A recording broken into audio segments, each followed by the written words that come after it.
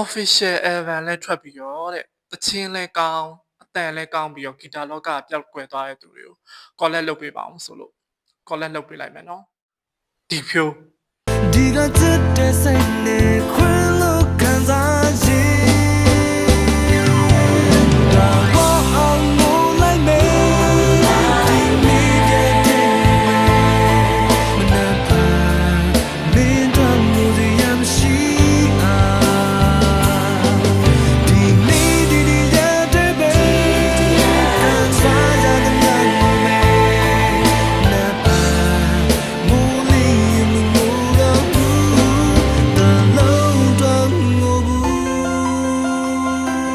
နောက်တစ်ယောက်က